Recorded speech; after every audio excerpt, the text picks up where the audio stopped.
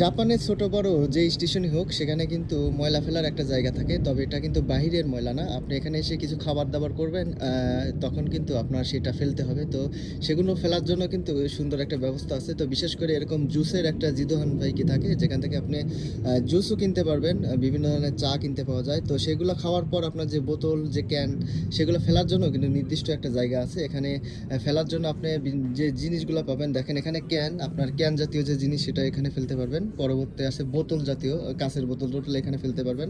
তো এই পাশে আবার আপনি আছে যে প্লাস্টিকের বোতল, সেটা ফেলতে পারবেন।